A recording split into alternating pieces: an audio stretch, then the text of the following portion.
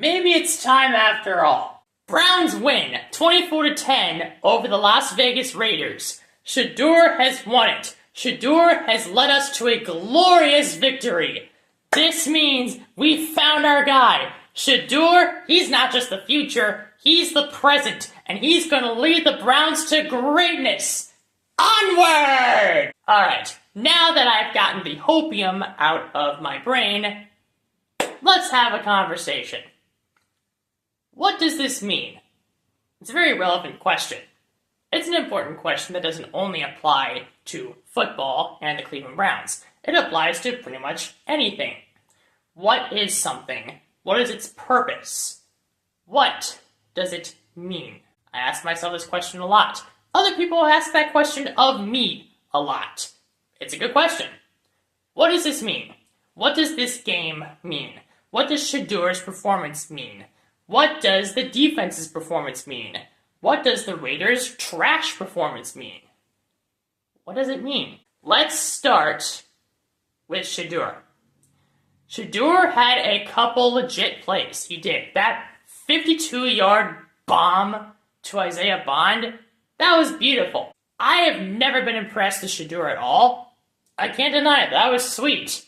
That was the Browns' best offensive play all year. It helps that the Raiders' defense is rather trash, but even against other trash defenses like the Bengals, we were not putting those plays together, and in this game we did. So a little bit of progress was made. We actually had a big play in a game that did not get called back due to a penalty.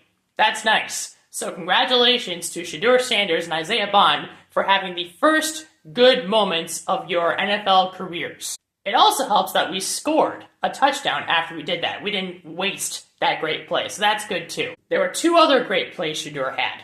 He had a 39-yard pass to a wide-open Jerry Jeudy, which he hit. Now, it would help for us to celebrate that play. It would be great if we could celebrate that play. But unfortunately, we can't do that because instead of actually trying to get as many yards after the catch as he could, Jerry Jeudy decided to engage in the art of lollygagging. La la la la la la la la la la. You need to hold on to the ball, Jerry. And you know how they say way down when you're in grade school, or perhaps even lower down than that you're supposed to keep playing until the whistle? That means before the whistle is blown, you keep going. You keep going forwards. You don't go lollygagging and skipping around in circles or whatever the heck you were doing instead of trying to gain more yards. The Raiders strip the ball from you because of course they do. Even terrible offenses can do that. Even high school offenses, even terrible defenses can do that. Even high school defenses can do that.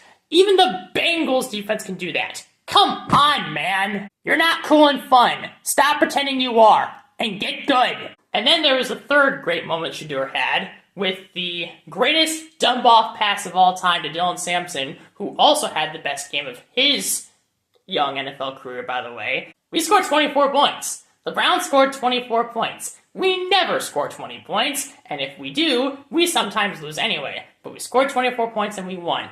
That's cool. Sheduer did have a horrendous play which made me want to pull out my eyeballs, in which he threw a pass into double coverage that got easily picked off. Now, it can be kind of forgivable for a quarterback to throw a pass into double coverage if it's like a 50-yard bomb, or if it's like fourth down and he thinks he's got an opportunity going deep, or if he just likes a matchup, if he trusts the receiver that's going deep, or he trusts the receiver to beat the corner and or safety in coverage. It does not work when you, Sheduer, are throwing a 5-yard pass. The pass 5 yards beyond the line of scrimmage to Jerry Jeudy in the year 2025.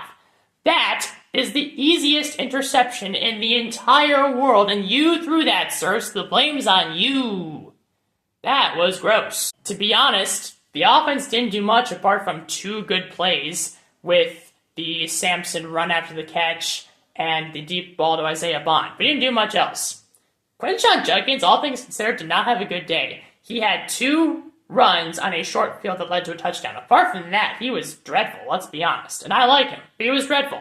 Harold Fannin was good. None of the other receivers did anything. Jerry Jeudy was abysmal again. Oh my gosh. So what does this mean?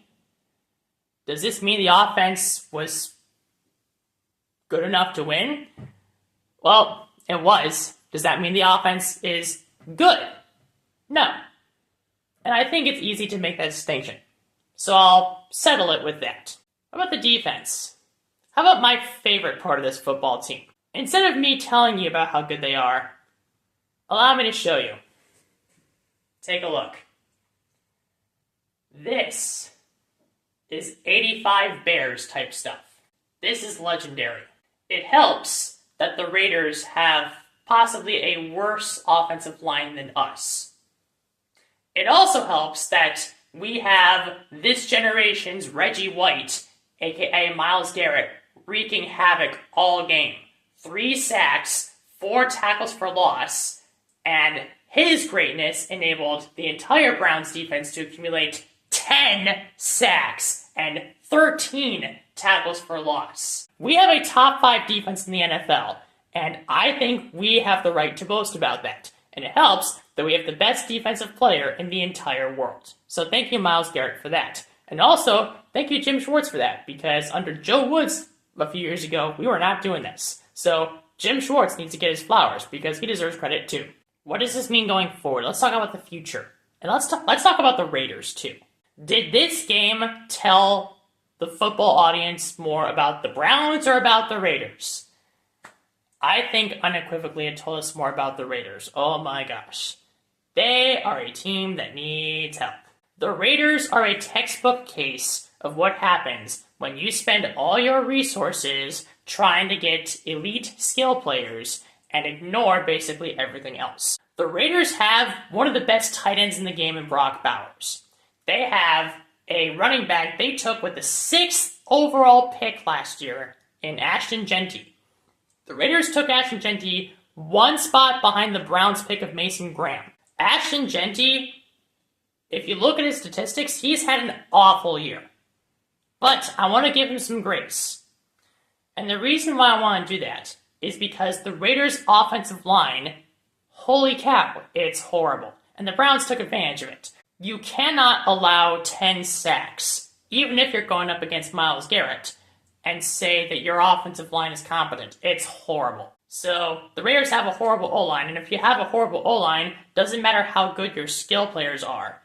The only way you can make your offense hum and purr like a kitten and actually do good work is you have a top 5 quarterback in the NFL as well as top 5 receivers in the NFL. And even then, that's only going to work for a short amount of time. Just ask the Bengals. The Bengals made that work in 2021 and in 2022. By the time 2023 came around, their offensive line woes began to crush them. And then their defense gradually went from kind of mid to bar none the worst in the NFL. And now the Bengals, as you can see here, are tied with the Browns for last place in the North. So that's how ignoring the O-line and focusing only on skill positions is working for the Bengals. It has brought the Raiders even lower. The Raiders are now 2-9. That's miserable. Browns are 3-8, which is also miserable, but we're slightly less miserable today, so that's good. Or is it? Because the Browns won this game, they now fall in the draft standings. And it also doesn't help that the Jacksonville Jaguars won today, which means the pick that we got from Jacksonville in the Travis Hunter trade also just got worse. So, in the battle for the Great Tank, we took a couple steps back today. What does this mean? It means if we're serious about trying to get like Fernando Mendoza, then we did something bad today. I don't know if this team's serious about getting Mendoza, and again, I don't think it's a bad thing, because I don't think Mendoza is going to fix this team's issues. I still believe Spencer Fano and Carnell Tate are the guys at tackle and wide receiver that the Browns need to take. To kind of summarize, this is a weird game. The Browns did win. I saw some good things. The defense is phenomenal. Our special teams was not the worst team on the field today. That was good. That's another thing. I still can't look at the product I saw today and say, oh my goodness, this team has turned a corner. There's reason to have hope for this year. This team has got something going. Let's go. I can't do that.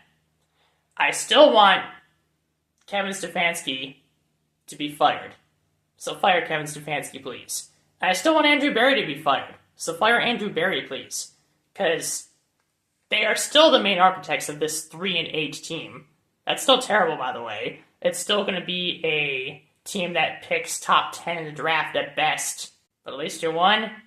Sheduer got a win. Dylan Sampson and Isaiah Bond had the best games of their careers. Same with Mason Graham. Harold Fannin was good again. That's nice. Judkins had a rough day, but he at least had 2 touchdowns. Maybe we just look at the defense and salivate over that, and we make that the moral of the story. That sounds good. Let's do that. Our defense is cool and fun. I like it. That is it for this one. Thank you very much for watching. If you enjoyed this video, please click like. If you want to see more of my videos, please click subscribe. Follow me on X for more Browns-related content at SadBrownsFan, and please share this video with all your family and friends who are fans of the Browns or the Raiders. Raiders, I'm sorry. You're having a rough year, but so are we. We can be brothers in misery as we tank or perhaps fail to tank to the bottom. At least we won today. The win today was kind of nice. Go Browns!